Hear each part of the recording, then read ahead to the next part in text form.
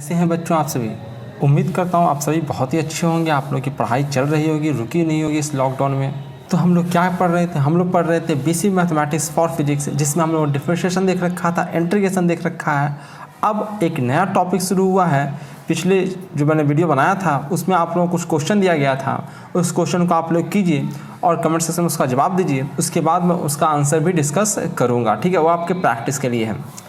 तो यहाँ पे हम लोग आते हैं, यहाँ पे हम लोगों को पढ़ना है डेफिनेट इंटीग्रेशन, ठीक है। डेफिनेट इंटीग्रेशन में काफ़ी कुछ हम इंटीग्रेशन के बारे में सीखेंगे, इसलिए मैंने इंटीग्रेशन को बहुत ही कम कवर किया है और दैट मैंने डेफिनेट इंटीग्रेशन शुरू कर दिया। एक तो डेफिनेट इंटीग्रेशन थोड़ा सा टफ पड़ता है, तो आप लोग इसको मैथ में पढ़ोगे डिटेल में, ठीक है। फिजिक्स में हम क्यों उतना टफ चीज़ें पढ़ें जो हमारे काम का नहीं है, और डेफिनेट इंटीग्रेशन हम लोगों के लिए ज़्यादा इंपॉर्टेंट है। तो डेफिनेट इंटीग्रेशन को ही सीखते हैं। जितना मैंने पढ़ा दिया उतना फिजिक्स में कवर हो जाएगा, उससे अगर बाहर आपको मैथमेटिक्स में ज़रूरत नहीं पड़ेगी, ठीक है। तो हम लोग आगे देखते हैं, हम लोगों को क्या पढ़ना है भाई। There are no integral constant in this. आप लोगों ने इंटीग्रेशन पढ़ा, इंटीग्रेशन में मैंने बताया कि कभी भी इंटीग्रेशन करते हो, अगर इनडेफिनिट इंटीग्रेशन करते हो तो उसमें एक कांस्टेंट टर्म सी आया करता था, ठीक है। सी या फिर कोई भी कांस्टेंट टर्म में आया करता था। यहाँ पे सबसे बड़ा नोट क्या है कि इसमें कोई इंटीग्रेशन कांस्टेंट नहीं आएगा, ठीक है।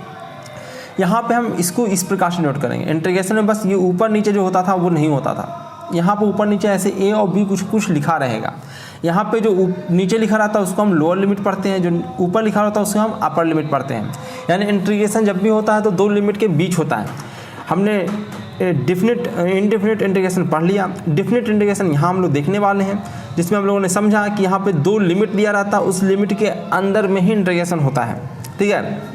अब जब ये समझते हैं, ये क्या है, इफ़ एफ का इंटीग्रेशन करेंगे, जो आपने पढ़ा था पिछले वीडियो में, कि अगर हम इनडेफिनिट इंटीग्रेशन करते हैं एफ का तो जी आता है। कोई फंक्शन जी आ गया, इंटीग्रेशन किया, कुछ तो आएगा, तो उसको हमने जी कर दिया। एक्स का ही कोई फंक्शन आएगा, एक कांस्टेंट टर्म तो आएगा ही आएगा, ठीक है। कांस्टेंट टर्म तो डेफिनेट इंटीग्रेशन में रहेगा नहीं। तो देन अगर हमने इसका लिमिट ए टू बी दे दिया और इसी इंटीग्रेशन में किया तो इसमें क्या हो जाता है, सी तो बिल्कुल हट जाता है, और जी एक्स में क्या हो जाता है, एक बार हम बी पुट कर देते हैं और माइनस करके एक बार ए पुट कर देते हैं। तो ये हमारा डेफिनेट इंटीग्रेशन आता है, ठीक है। तो अगर आपको इनडेफिनिट इंटीग्रेशन करना आ गया तो डेफिनिट इंटीग्रेशन में कुछ नहीं करना है, बस लिमिट को आपको पुट करना है, ठीक है। लिमिट यदि आप लोगों ने पुट कर दिया तो अपर लिमिट एक बार पुट करो, एक बार लोअर लिमिट पुट करो, और दोनों को क्या कर दो, घटा दो, ठीक है। अपर लिमिट पुट करने के बाद लोअर लिमिट पुट करके उसको घटाना रहता है, ठीक है। चलिए, समझ में आ गया, बहुत अच्छी बात। लेकिन जानते हो मैथमेटिक्स ये कहानी बता देने से समझ में आता नहीं है। हमको क्या करना पड़ता है, उसको करके देखना पड़ता है, ठीक है। क्वेश्चन से ही समझ में आता है मैथ में, ठीक है। तो यहाँ पे आपका x dx को इंटीग्रेट करना है 0 से 1 तक, क्या आंसर आएगा करके देखिए, ठीक है। आंसर मत देखिए, कर कीजिए आप लोग, क्योंकि यहाँ तो मैंने शॉर्ट में बस आंसर लिख रखा है, ठीक है। सो करिए, करेंगे आप तो क्या आएगा भाई, आप इसका इनडेफिनिट इंटीग्रेशन कर लीजिए। इसका इंटीग्रेशन तो करना आप जानते हैं, पिछले वीडियो में मैंने समझाया था, x²/2 आ जाएगा, ठीक है। ऊपर एक पावर बढ़ जाता है और जितना पावर आता है उतने से डिवाइड हो जाता है। उसके बाद लिमिट देना है 0 से 1 तक, 0 से 1 तक लिमिट देना है। तो यहाँ पे भी क्या कर लीजिए आप, 0 से 1 तक लिमिट दे दीजिए। एक बार आप इसमें 1 पुट कीजिए, 1 पुट करोगे तो 1/2 आएगा, 0 पुट करोगे तो 0 आएगा। घटा दो, कितना आंसर गया, 1/2। यही आपका यहाँ पे आंसर लिखा हुआ है, ठीक है। तो आसान सा है, ठीक है। बस हमको बेसिक ही समझ लेना है, क्योंकि इतना ज़्यादा नहीं आता है कि क्वेश्चन आपको, ठीक है। बेसिक समझना, बाकी इसका फिजिकल मीनिंग तो हम जैसे जैसे क्वेश्चन आएगा, फिजिक्स जैसे जैसे पढ़ेंगे, लॉ पढ़ेंगे, उसके बाद हम समझेंगे इंटीग्रेशन का कैसे हम यूज कर पाते हैं। पहले इंटीग्रेशन करना तो सीख लें, ठीक है। उसके बाद आपका सेम क्वेश्चन, एक और क्वेश्चन ईजी सा दिया हुआ है आपके सामने, ठीक है। cos x dx का इंटीग्रेशन करना है, लिमिट आपको दिया गया है 0 to π/2, ठीक है। कीजिए, क्या करना होता है, सबसे पहले हम इसको कर लेते हैं इनडेफिनिट इंटीग्रेशन। cos का क्या होता है, sin x होता है। cos का इंटीग्रेशन क्या होता है, sin x होता है, ठीक है। आप चेक कर लीजिएगा, फॉर्मूला वगैरह दिया हुआ है। और लिमिट अब हमको 0 to π/2 पुट करना है, ठीक है। 0 to π/2 पुट करना है। तो π/2 हमने लिमिट पुट कर दिया। तो एक बार हम इसमें क्या पुट करेंगे, π/2। तो sin π/2 का वैल्यू 1 होता है और sin 0 का वैल्यू कितना होता है, 0 होता है। तो इसका आंसर कितना आएगा, 1 आएगा, ठीक है। तो ये आपका डेफिनेट इंटीग्रेशन होता है, इस प्रकार से हम करते हैं, ठीक है। कर लिए। अब बच्चों, ये जो डेफिनेट इंटीग्रेशन हमने किया है उसका ज्योमेट्री का मीनिंग समझना है कि आखिर हम कर रहे हैं तो मिलेगा हमें क्या, ठीक है। हम नहीं, मैथ तो जोड़ना हमने घटाना सीख गया, इंटीग्रेशन करना सीख गया, पर इंटीग्रेशन करने से हमें क्या मिलेगा, क्यों हम करेंगे इंटीग्रेशन, ठीक है। तो ये सवाल होता है।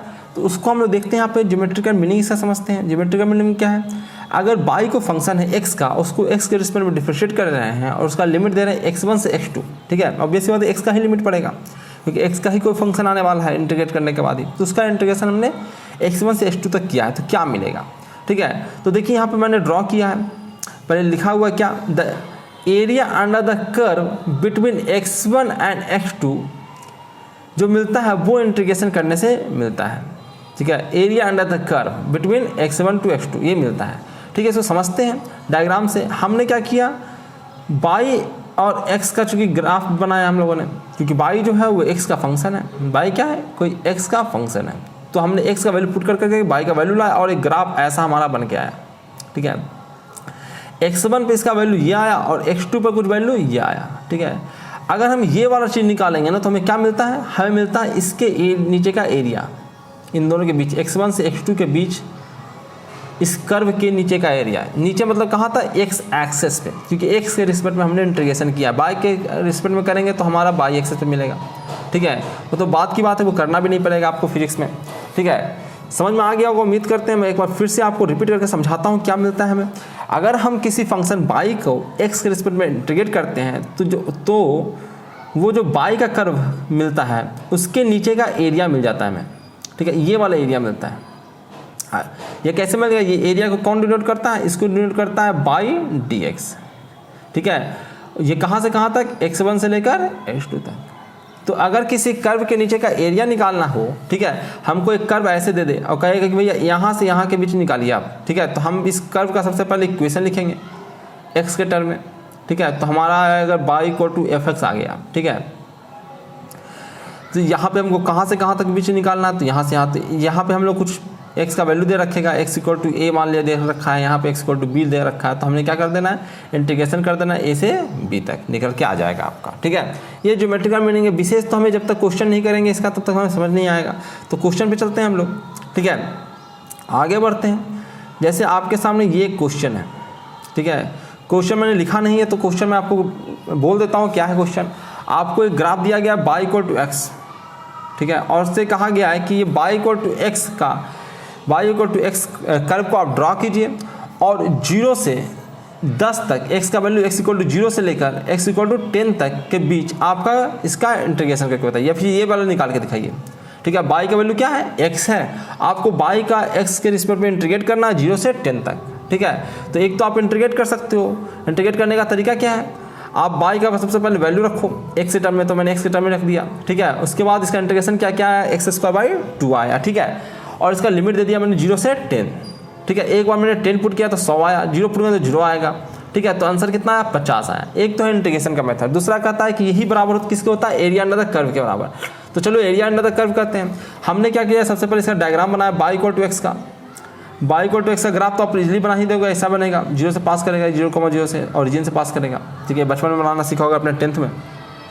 ये कर्व बना लिया हम लोगों ने, बन गया रेडी हमारा कर्व। उसके बाद क्या किया, हमारा 0 यहाँ है, x इक्वल टू कहाँ से इंटीग्रेशन करना है, 0 से 10 तक, तो 0 यहाँ है और 10 यहाँ है, इसके बीच का एरिया हमको ये वाला निकाल लेना है। ये एरिया निकालना आराम से निकल जाएगा, ट्रायंगल है ये, ठीक है। Half of base into height, base है 10 और हाइट कितना है, 10 पे कितना आएगा, 10 पे 10 ही आएगा, क्योंकि बाई इक्वल टू x है ना, तो 10 पे 10 आया, तो ये वाला हाइट निकल गया 10 और ये वाला भी हाइट 10 निकल गया, तो हाफ ऑफ 10 गुणे 10 कितना आ गया, 50 आ गया। तो इंटीग्रेशन कीजिए या फिर एरिया अंडर कर्व निकाल दीजिए, दोनों सेम आता है, सेम चीज़ को रिप्रेजेंट करता है दोनों, ठीक है। तो इस प्रकार से हम लोगों ने इंटीग्रेशन, डेफिनेट इंटीग्रेशन भी समझ गया ये कैसे करना है, और उसको हम लोगों ने ज्योमेट्रिकल मीनिंग भी समझ गया, उसको भी देख लिया हम लोगों ने कि भाई बराबर आता है, तो एग्जाम्पल के थ्रू हम लोगों ने समझ भी लिया कि कैसे बराबर आता है, क्या इसका मतलब है, ठीक है। एक और क्वेश्चन मैं आप लोगों को देता हूँ, ठीक है। इस बार आपके सामने जो इक्वेशन बताया गया वो कहा गया कि बाई इक्वल टू x था उस वक्त, इस पर x+1 है, क्या है, बाई इक्वल टू x+1। आपको निकालना क्या है, बाई dx निकालना है, बाई का इंटीग्रेशन करना है dx के रिस्पेक्ट में 1 से 2 के बीच, ठीक है, 1 से 2 के बीच। तो एक तो इंटीग्रेशन वाला मेथड हम फॉलो करते हैं, इंटीग्रेशन का मेथड फॉलो करते हैं। बाई का वैल्यू हम लोगों ने वैल्यू दे दिया, यहाँ पे बाई का वैल्यू दे दिया x+1। आप लोग करते जाइएगा, बिना सिर्फ देख के मैथमेटिक्स समझ में नहीं आता है, ठीक है। या तो आप एक बार मैंने बता दिया तो उसको फिर से आप बनाइए, ट्राई कीजिए अपने कॉपी पे कि मैंने कैसे किया है, ठीक है। 1 से 2 बार बनाइएगा, आपको समझ में आ जाएगा कि क्या कर रहे हैं, कैसे कर रहे हैं, धीरे धीरे समझ में आता है। क्योंकि पहली बार आप देख रहे हो, पहली बार में हमको बहुत ज़्यादा चीज़ें पता नहीं लगता है, पहली बार हम बस चीज़ों को क्या कर लेते हैं, इन्फॉर्मेशन लेते हैं, बस उसको देखते हैं, उसके बाद जब हम 1-2 बार और पढ़ते हैं तब जाके हमको उस पर कमांड आता है। ठीक है, तो कोई ये समझना कि पहली बार में हमको पूरा प्रांगत बन जाएंगे, तो ऐसा नहीं होता है। पहली बार में आप उसी चीज़ों को सिर्फ समझ सकते हो जो आपने पहले पढ़ रखा है। ठीक है, अब कोई और टीचर होते हैं कि वही चीज़ पढ़ाते रहते हैं जो आपने 10वां तक पढ़ रखा है, तो वही चीज़ बार बार घुमा घुमा के, ठीक है, तो ऑब्वियस सी बात है, वो तो आपको पता लग ही जाएगा। पर हम लोग जैसे ही अगर अपना स्टैंडअप बढ़ाते हैं तो पहली बार में तो बस आपको आइडिया लगता है, बहुत ही ध्यान से गौर से सुनना होता है। ठीक है, चलिए आगे देखते हैं। तो इसका हमने इंटीग्रेशन किया, तो मैंने बताया था कि 2 फंक्शन एडिशन में है तो दोनों को सेपरेट सेपरेट इंटीग्रेट करके हम जोड़ सकते हैं। तो पहला x का इंटीग्रेशन तो अभी भी हमने किया था, x²/2, तो उसका इंटीग्रेशन कर दिया। 1 का इंटीग्रेशन जानते ही x हो जाएगा। ठीक है, चाहे आप याद ही रखिए कि इसका dx का इंटीग्रेशन x मैंने लिखा भी था, या फिर यहाँ पे x⁻0 करके भी कर सकते हैं आप। ठीक है, तो ये आप कर लोगे। ठीक है, इतना आ गया आपका। उसके बाद अब आगे क्या करना है, एक बार 2 पुट करना होता है, 1 पुट करना होता है, एक बार 2 पुट करना होता है, 2 पुट करके 1 पुट करके घटा देना होता है। तो सबसे पहले मैंने 2 पुट किया इसमें, इस इक्वेशन में x जगह पे 2 पुट कर दिया तो ये आया। तो आराम से इच्छा से शांति से देखिए। एक बार 1 पुट कर दिया तो ये आ गया आपका। ठीक है, दोनों को मैंने घटा दिया। ठीक है, दोनों को मैंने घटा दिया, दोनों को घटाने पर जो आता है उसको हमने लिख लिया, घटा दिया, जो आंसर आना था आ गया। ठीक है, देख लेते हैं क्या आंसर आया। ये आया 5/2 आंसर आया। ठीक है, कोई बात नहीं, 5/2 आंसर आया तो आया है। एक और तरीका है 5/2, आप आंसर याद रखिए। एक और तरीका हमारे पास, एक और तरीका क्या है कि भैया हम एरिया अंडर द कर्व निकाल लें। हमने y = x+2 का कर्व बनाया। ठीक है, बना सकते हो, 10th में आप लोग पढ़ के आए हो। ठीक है, तो y का हम वैल्यू पुट किया, हमने x का वैल्यू पुट किया 0, तो y का वैल्यू आया 1, तो एक पॉइंट आया हमारे 0,1। ठीक है, दूसरा हम लोगों ने y का वैल्यू कितना पुट कर दिया, हमको 1 भी पुट करना है, 2 भी पुट करना है, लगभग पुट ही करना है, तो पुट कर ही देते हैं। 1 ही पुट करते हैं, 1 पुट करेंगे तो कितना आएगा, 1 पे 2 वैल्यू आएगा, और 2 पे कितना आएगा, 3 आएगा। मैंने तीनों पॉइंट को मिला के एक स्ट्रेट लाइन बना लिया, क्योंकि स्ट्रेट लाइन का इक्वेशन है, लीनियर ग्राफ है ये।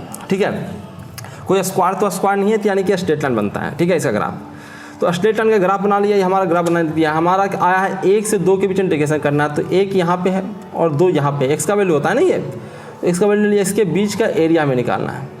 इसका बीच का एरिया हम आराम से निकाल सकते हैं। ये आपका ट्रिपेजियम बन गया, एक समलंब चतुर्भुज बन गया।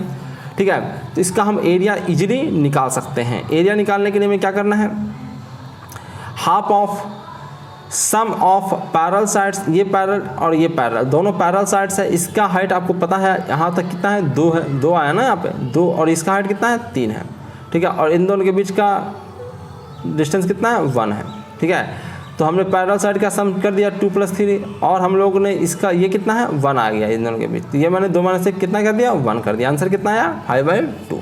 तो यहाँ से 5/2 आ रहा था, यहाँ से 5/2। देख ही रहो कि अगर एरिया निकालना है तो आसान पड़ जाता है, अगर एरिया में पता है तो आसान पड़ जाता है। ठीक है, अगर कोई ऐसा कर्व बन के आया है जिसका एरिया निकालना हम लोगों ने बच्चों में पढ़ रखा तो इजीली बन जाता है। कभी कभी ऐसा होता है कि एरिया बहुत कॉम्प्लिकेटेड आ जाता है, तो एरिया निकाल पाना पॉसिबल नहीं है, तो हम कैसे निकालते हैं, इंटीग्रेशन करके। तो दोनों फायदेमंद है, ऐसा नहीं कि एरिया निकालना आसान होता है, इंटीग्रेशन करना मुश्किल होता है। इंटीग्रेशन करना ही ज़्यादा आसान है। ठीक है, क्योंकि अभी ना तुम ये बन गया कैसा, ट्रायंगल बना तो तुमने एरिया निकाल दिया, ट्रापेजोइडम बन गया तो आपने एरिया निकाल दिया। पर अगर कोई ऐसा कर्व बन जाए अजीबोगरीब ऐसा, तो कैसे निकालोगे एरिया, तब तो आपको इंटीग्रेशन ही करना पड़ेगा। तो इंटीग्रेशन बहुत ही फायदेमंद होता है एरिया निकालने के लिए। हम लोग आगे पढ़ते भी हैं, मैथ में भी आपको बहुत सारे एरिया अंडर द कर्व एक बड़ा सा चैप्टर ही है, जो कि काफ़ी इंपॉर्टेंट चैप्टर है। ठीक है, अब हम लोग फिजिक्स पे आते हैं। ठीक है, इतना देर तक हम लोगों ने मैथ पढ़ा, फिजिक्स से भी 1-2 क्वेश्चन करते हैं, इसमें देखेंगे कि हम कैसे इसका इस्तेमाल कर सकते हैं। ठीक है, चलिए एक क्वेश्चन आपके सामने है। यह एक अच्छा क्वेश्चन, और ये क्वेश्चन आता रहता है, इस तरह का क्वेश्चन आता रहता है। ठीक है, तो इसको थोड़ा ध्यान से देखिए कि कैसे हम करते हैं, इसमें लगाते हैं, क्योंकि पहली बार क्वेश्चन कर रहे हैं तो हो सकता है कि आपको दिक्कत आए, पर आपको देखना, सीखना, समझना है कि मैथमेटिक्स में हम कैसे लगाते हैं इंटीग्रेशन, डिफरेंशिएशन के चीज़ें। ठीक है, ये क्वेश्चन है आपका, a particle start moving from origin. वो रेस्ट से शुरू कर रहा है और ऑरिजिन से शुरू कर रहा है। The equation of acceleration of that particle is given by, is equation दे रखा आपका a = 2p। ठीक है, find the velocity of the particle after 3 second. ठीक है, आपको पार्टिकल का वेलोसिटी निकालना है 3 सेकेंड के बाद। ठीक है, तो आप सबसे पहले क्या समझते हो, क्या लगाते हो, v = u + at, क्योंकि आपने यही पढ़ा है। ठीक है, v plus u plus a t, v उसने कहा कि स्टार्ट ऑरिजिन से कर रहा है तो आपने u की जगह पे कितना पुट कर दिया, 0 पुट कर दिया। ए टी में t की जगह पे आपने 2t पुट कर दिया है, ठीक है। और 3 सेकंड के बाद निकालना तो आपने t की जगह पे कितना पुट कर दिया, 3 3 3 9 और 9 दूनी 18 आपने आंसर ले आया। बाकी यहाँ लिखा हुआ है कि ये क्या है, गलत तरीका है। क्यों गलत तरीका है? क्योंकि आपको पता नहीं जिस भी टीचर ने पढ़ाया था उसने बताया था कि नहीं बताया था कि ये जो फॉर्मूला होता है वो सिर्फ only valid where a is constant, यानी v equal to u plus a t, ये फॉर्मूला सिर्फ और सिर्फ तभी लगता है जब एक्सेलरेशन कांस्टेंट होता है। यहाँ पे एक्सेलरेशन कांस्टेंट नहीं है, एक्सेलरेशन टाइम के साथ चेंज हो रहा है, टाइम बदलेगा। एक्सेलरेशन शुरू में एक्सेलरेशन कितना था, जब टाइम 0 था तो 0। 1 सेकंड बाद कितना एक्सेलरेशन था, 2 सेकंड बाद एक्सेलरेशन कितना था, 6। तो एक्सेलरेशन बदल रहा है समय के साथ, तो यहाँ पे ये फॉर्मूला नहीं लगेगा। मैंने तो जो अपने 9th में बच्चों को पढ़ाया था उसमें बच्चों को काफ़ी गौर कराया था कि ये फॉर्मूला सिर्फ और सिर्फ तभी लगेगा जब एक्सेलरेशन कांस्टेंट है। एक्सेलरेशन बदल रहा है, ये फॉर्मूला भूल के भी नहीं लगाना है, गलत हो जाएगा। और यहाँ पे देखिए गलत हो गया। और IIT वगैरह का एग्जाम या फिर नेट वगैरह का एग्जाम में आप उम्मीद रखिए कि ये भी ऑप्शन दिया रहेगा, ठीक है, कि आप गलती करते हो, ठीक है। तो यहाँ पे ये फॉर्मूला नहीं लगेगा, तो फॉर्मूला क्या लगेगा, कैसे बनेगा? तो यहाँ पे जब भी मैंने कहा कि भाई आप अब तक 10 तक जो आपने पढ़ा बहुत ही बेसिक पढ़ा, ठीक है, बहुत ही आरामदायक चीज़ पढ़ा, बहुत ही आसान चीज़ें पढ़ा। यहाँ पे ज़िंदगी इतना आसान है नहीं साइंस में, ठीक है। यहाँ आपका एक्सेलरेशन बदल रहा है तो सबसे बेसिक फॉर्मूला पे चल जाइए कि एक्सेलरेशन होता क्या है भाई। तो हमें पता लगा कि एक्सेलरेशन जो होता है वो होता है dv/dt। ये तो बेसिक डिफिनेशन है ना। एक्सेलरेशन क्या होता है, rate of change of velocity, ठीक है। ये मैंने आपको जब डिफरेंशिएशन पढ़ाया था तभी बताया था। ये क्या, ऊपर वेलोसिटी में चेंज और नीचे क्या है, टाइम में चेंज है। स्मॉल चेंज को मैं आप ये स्मॉल डी से हम डिनोट करते हैं, ठीक है। उसके बाद मैंने क्या दे दिया, एक्सेलरेशन की जगह पर 2t लिख दिया। ये क्या है, dv/dt, ठीक है। ये आपका हो गया। अब हमें क्या करना है कि भैया t वालों को एक साथ ले जाओ, तो मैंने 2t dt लिख लिया और इधर dv लिख लिया, ठीक है। अब हम लोग क्या करेंगे, अब हमको क्या समझ में आना चाहिए कि एक ही चीज़ समझ में आए, इंटीग्रेशन, ये ना। अब टाइम हमको देना है तो भैया टाइम तो शुरुआत 0 से ही होता है, और टाइम कहाँ तक हमको ले जाना है, कहाँ निकालना है, 3 पे निकालना है, ठीक है। और हमें वेलोसिटी शुरू में बता रहा है कि जब टाइम 0 था उस वक्त वेलोसिटी कितना था भैया, 0 था, ठीक है। वेलोसिटी 0 था और बाद में वेलोसिटी कितना होगा वही निकालना है 3 सेकंड बाद, हमने भी लिख रख दिया, ठीक है। तो हम लोग आगे निकालना शुरू करते हैं। तो इंटीग्रेशन अभी करना है, तो 2t का इंटीग्रेशन देखो मैंने यहाँ पे किया हुआ है, तो मैं उसी को दिखा देता हूँ। यहाँ पर लिखने पर समझ नहीं आएगा, लिखा हुआ दिखेगा नहीं आप लोगों को, ठीक है। तो यहाँ पे हम लोग दिखा देते हैं आप लोगों को। यहाँ पे आपका क्वेश्चन आ गया है, ठीक है। क्वेश्चन आप लोगों ने उठा लिया, dv/dt इक्वल टू a होता है। एक्सेलरेशन का बेसिक डिफिनेशन, एकदम बेसिक से हम चल रहे हैं। कोई भी मैंने यहाँ पर ट्रिक, कोई फॉर्मूला आपको नया नहीं बताया है। आप जानती हो कि एक्सेलरेशन होता है rate of change of velocity. ये आपको rate of change of velocity लिखा हुआ है, ठीक है। ये डिफिनेशन से मैंने किया है, इसलिए इसमें कोई भी अजम्पशन नहीं है। आपने फॉर्मूला जो लगाया था उसमें एक अजम्पशन था कि एक्सेलरेशन क्या होना चाहिए, कांस्टेंट होना चाहिए, पर यहाँ पर ऐसा कोई अजम्पशन नहीं है, ठीक है। तो हम लोगों ने क्या किया, उसके बाद हमने एक dt को किधर ले गया, ठीक है। तो इस प्रकार का फॉर्मूला बन के आया, ठीक है। a का हमने लोगों ने वैल्यू रख दिया 2t dt, इंटीग्रेशन किया कहाँ से, 0 से 3 तक। क्यों किया लिमिट, यही सब समझना है आपको, क्योंकि भाई 0 पे हमें पता है उसने दे रखा है ना। 0 पे वेलोसिटी कितना है, 0 स्टार्ट कहाँ से कर रहा है, रेस्ट से। स्टार्टिंग टाइम क्या होता है, 0 होता है, ठीक है। t इक्वल टू 3 पे उसने निकालने के लिए कहा वेलोसिटी, तो वहाँ पे वेलोसिटी मैंने कितना लिख दिया, v रख दिया। इंटीग्रेशन किया, ठीक है। यहाँ पे थोड़ा सा dv है, dv का इंटीग्रेशन करोगे तो v आप dv इक्वल टू क्या आया था, 2t dt, ठीक है। यहाँ इंटीग्रेशन 0 से v था और यहाँ इंटीग्रेशन 0 से 3 था। यहाँ पे आया v, इसका इंटीग्रेशन करोगे तो, और यहाँ पे 0 टू v आएगा, और यहाँ पे करोगे तो 2t²/2 आएगा, ठीक है। यहाँ पे लिमिट कितना आएगा, 0 से 3। यहाँ तो v आ गया, यहाँ पे लिमिट 2 से 2 कट गया, एक बार 3 2 0 2 0 2 खत्म ही हो जाएगा, ठीक है। 3 दोगे तो 3 3 9 आएगा। तो आपका वेलोसिटी कितना निकल के आया, क्या, 9 मीटर पर सेकेंड, ठीक है। यहाँ पे आपको किया हुआ है, आप देख के भी कर सकते हो या खुद से भी कर सकते हो, एक बार देख भी सकते हो। तो इस प्रकार से इंटीग्रेशन का इस्तेमाल मैथमेटिक्स या फिर फिजिक्स के क्वेश्चंस करने में करते हैं हम लोग, ठीक है। चलिए एक क्वेश्चन और आपके सामने दिया गया है, ठीक है। क्वेश्चन पहले पढ़ लेते हैं, उसके बाद आगे हम लोग करेंगे। क्वेश्चन है, a particle is travelling in x direction, it starts moving या start motion from point x equal to 1। अब इस बार वो जो मोशन स्टार्ट कर रहा है वो ओरिजिन से नहीं कर रहा है, वो कहाँ से कर रहा है, x इक्वल टू 1 से। The equation of acceleration is given by a equal to 2x। ठीक है, एक्सेलरेशन का इक्वेशन उसने दे रखा, फिर एक्सेलरेशन चेंज हो रहा है क्योंकि जैसे जैसे डिस्टेंस बढ़ेगा, जैसे जैसे x का वैल्यू बदलेगा वैसे वैसे एक्सेलरेशन बदल जाएगा। तो यहाँ पे भी फॉर्मूला वो सब मत लगाना जो भी आपने 9th में पढ़ा, वो सारे के सारे फॉर्मूले तभी सही है जब आपका एक्सेलरेशन कांस्टेंट है। यहाँ पे एक्सेलरेशन कांस्टेंट नहीं है, बेसिक डिफिनेशन पे जाना पड़ेगा। If acceleration at x equal to 1, x equal to 1 पे उसने एक्सेलरेशन दे रखा है 0, then find the velocity of the particle at point x equal to 4। x equal to 4 पे उसने हमसे एक्सेलरेशन पूछ लिया है। ठीक है, तो हमें यहाँ पे सबसे पहले क्या लगाना चाहिए, कौन सा फॉर्मूला। अगर आप लोग सोच रहे हो कि ये बार लगा देते हैं v² equal to u² plus 2as, तो मत लगाना, क्योंकि ये फॉर्मूला सिर्फ तभी सही है जब एक्सेलरेशन कांस्टेंट होता है। ठीक है, तो ये फॉर्मूला नहीं लेगा। तो बेसिक डिफिनेशन पे चलते हैं। तो बेसिक डिफिनेशन में तो बताया था कि एक फॉर्मूला बताया था आप लोगों को कि जब तक आपका वेलोसिटी, एक्सेलरेशन और डिस्प्लेसमेंट में आपको रिलेशन नहीं मिलेगा तब तक आप इस क्वेश्चन को नहीं कर सकते हैं। ठीक है, तो आपको एक फॉर्मूला ये वाला याद होगा। ठीक है, ये कौन सा फॉर्मूला था, एक्सेलरेशन इक्वल टू हम लोगों ने जानते हैं कि dv/dt होता है, तो बेसिक डिफिनेशन होता है। ठीक है, इसके बाद हम लोगों ने क्या किया था, dv को dx से डिवाइड कर लिया था और dx से ही मल्टीप्लाई कर लिया था। ठीक है, तो यहाँ से आ गया था हमारा ये आपको dx/dt है, rate of change of distance है, वो क्या होगा, वेलोसिटी हो जाता v dv/dt हो गया था। तो हम लोगों ने dx हो गया। तो एक और फॉर्मूला हम लोगों ने बनाया था वहाँ पे। तो ये फॉर्मूला जब यूज होता है तो आपको कुछ और याद नहीं रहता है। तो ये क्वेश्चन, इस पर बहुत ज़्यादा क्वेश्चन आते हैं नेट वगैरह के एग्जाम में, जेई भी पूछता है क्वेश्चन, जेई मेंस भी पूछता है, आसान क्वेश्चन होता है। ये आपका a equal to v dv/dx है। ठीक है, a का वैल्यू उसने बता रखा है हमें, a का वैल्यू कितना दे रखा है 2x, तो हमने एक के बाद 2x लिख दिया, dv/dx लिख दिया। x को हमने एक साइड ले गया और v वालों को एक साइड ले गया, तो ये dx इधर चला गया। तो ये क्या है, 2dx v dv। लिमिट देना है, लिमिट जो उसने दिया है वही हमको दे देना है। वेलोसिटी उसने कहा है कि वेलोसिटी हमको बताइए, उसने कहा find the velocity of the particle. उसने और भी कुछ बताया है, हाँ, उसने x इक्वल टू 1 पे आपका वेलोसिटी दे रखा है 0, एक्सेलरेशन दे रखा है 0, सॉरी गलती दे रखा है उसने। ठीक है, वेलोसिटी 0 देना चाहिए, एक्सेलरेशन 0 नहीं देना चाहिए, इसको वेलोसिटी 0 देना चाहिए। ऐसे नहीं भी दिया तो ऊपर एक्चुअली दे रखा उसने, अगर ध्यान से देखो तो, if starts motion from point x equal to 1, starts motion, कोई भी पार्टिकल, कोई भी गाड़ी जहाँ से मोशन स्टार्ट करेगा तो उसका वेलोसिटी वहाँ पे 0 ही होगा। अरे गाड़ी स्टार्ट करना, स्टार्ट मोशन मतलब होता है पहले रेस्ट में था भाई, तभी तो स्टार्ट कर रहा है मोशन।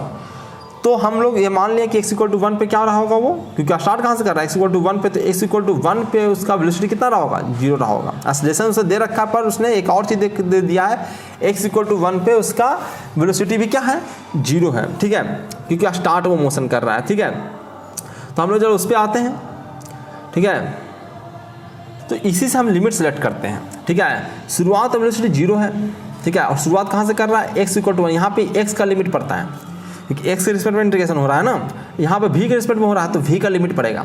ठीक है, तो v 0 से स्टार्ट हो कहाँ तक जाएगा, v तो निकालना है कि भैया जब पहुँच जाए, कहाँ पे पहुँच जाए, वो x इक्वल टू 4 पे पहुँच जाए तब वेलोसिटी कितना होगा। तो x का हमने वैल्यू 4 रख दिया और यहाँ पे उनका हमने वेलोसिटी का वैल्यू कितना रखा, v रखा, जो निकालना है हमें। ठीक है, उसके बाद इंटीग्रेशन किया, इसका 2x का इंटीग्रेशन तो अभी हम लोगों ने किया था, क्या आएगा, x² आएगा। ठीक है, 2x² 2 आएगा, 2 कट जाएगा तो x² आएगा। लिमिट अभी भी 1 to 4 ही है। इसका इंटीग्रेशन क्या होगा, v²/4। ठीक है, और इसका लिमिट क्या होगा, v 0 से v तक। इंटीग्रेशन देख रहे हो कि यहाँ भी हम लोग इंटीग्रेशन ही कर रहे हैं, तो इंटीग्रेशन का प्रैक्टिस आपका यहाँ भी हो रहा है। तो कहीं दिक्कत हो रहा है तो इंटीग्रेशन आप फिर से फॉर्मूला देखिए, प्रैक्टिस कीजिए। ठीक है, पीडीएफ में आप लोगों को मैंने कहा था कि व्हाट्सअप कीजिए, जो बच्चे व्हाट्सअप किए उसको पीडीएफ मैंने दिया है। ठीक है, क्योंकि उसमें न्यूमेरिकल क्वेश्चंस हैं, उसको तो अपलोड किया नहीं जा सकता है, तो उसको आप देखिए, क्वेश्चंस बनाइए। ठीक है, व्हाट्सअप में मैं नीचे आपको डिस्क्रिप्शन में व्हाट्सअप का लिंक होगा, उसको क्लिक कीजिए तो व्हाट्सअप पे पहुंच जाइएगा आप लोग, वहाँ पे मुझे मैसेज कीजिए, मैं आप लोगों को क्वेश्चन दे दूंगा ताकि आप प्रैक्टिस कीजिए। देख ही रहे हैं कि मैंने इंटीग्रेशन में काफ़ी कम क्वेश्चंस कराए हैं। ठीक है, क्योंकि इतना ज़रूरत भी नहीं पड़ता है और धीरे धीरे चीज़ बहुत ज़्यादा बल्क ना पड़ जाए, आपको बहुत ज़्यादा हार्ड ना पड़ जाए, क्योंकि बच्चे मुश्किल पड़ रहता समझ ही नहीं आ रहा, छोड़ देते हैं।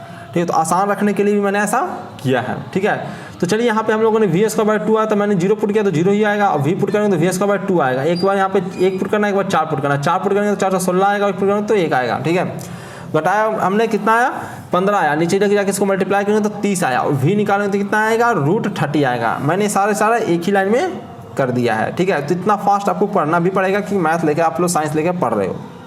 ठीक है, तो ये इस प्रकार से इसका आंसर निकल के आया गया। और ये सब काफ़ी इंपॉर्टेंट क्वेश्चन, जो 2 क्वेश्चन मैंने कराया ना, बहुत इंपॉर्टेंट क्वेश्चन, दोनों जेईई मेंस में आया हुआ क्वेश्चन है। ठीक है, यहाँ मैंने शॉर्टकट भी दे रखा है जिसको याद ना आए। ठीक है, कि अगर हम डिस्प्लेसमेंट को डिफरेंशिएट करते हैं तो हमें क्या मिलता है, वेलोसिटी मिलता है। वेलोसिटी को डिफरेंशिएट करते हैं तो एक्सेलरेशन मिलता है। तो यहाँ पे मैंने लिख दिया differentiation with respect to x. जैसे जैसे नीचे की ओर डिफरेंशिएट करते जाओगे तो नीचे की तरफ आते जाओगे, अगर टी के स्पीड में डिफरेंशिएट करोगे तो। इंटीग्रेशन करते जाओगे तो नीचे से ऊपर इंटीग्रेशन करते जाओगे तो ऊपर जाते जाओगे। एक जैसे एक्सेलरेशन का इंटीग्रेशन करोगे तो वेलोसिटी आएगा, वेलोसिटी का इंटीग्रेशन करोगे तो आपका डिस्प्लेसमेंट आ जाएगा। तो इस प्रकार से हम ऊपर के जाते हैं। तो एक प्रकार से शॉर्ट ट्रिक है आपका याद रखने के लिए। अगर भूल जाते हो, आप छोटे बच्चे हो, ठीक है, पहली बार आप लोग पढ़ रहे होगे, इससे पहले तो पढ़ाई लिखाई किया नहीं होगा।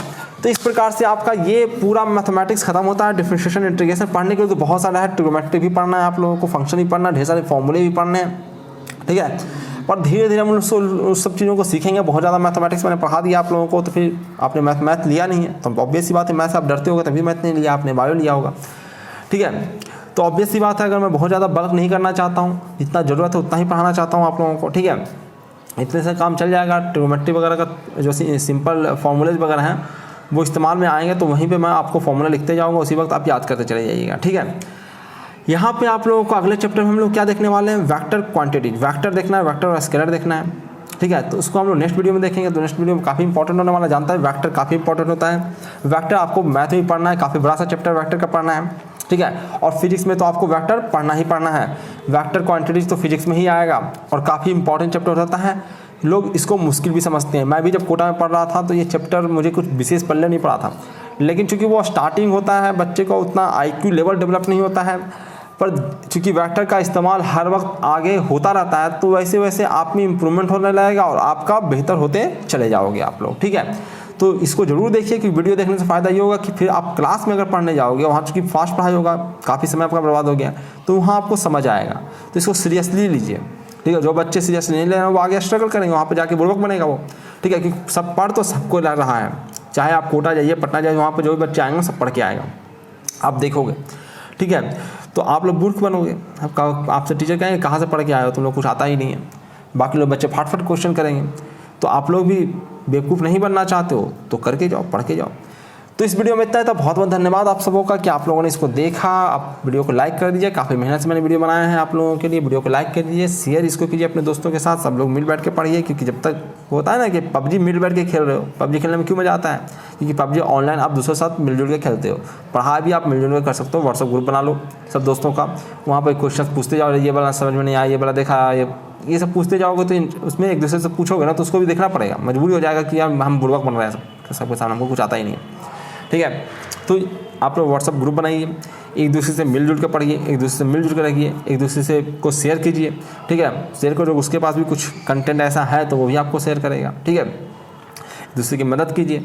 तो और इसको आप लोग लाइक कर दीजिए, शेयर कर दीजिए, सब्सक्राइब कर लीजिए और बेल आइकन क्लिक कर लीजिए, ताकि अगला जो वीडियो बने उसका नोटिफिकेशन आप तक पहुँच जाए जैसे ही वीडियो ऐड हो। तो बहुत बहुत धन्यवाद आप लोगों का। इस वीडियो में इतना था। Thank you very much.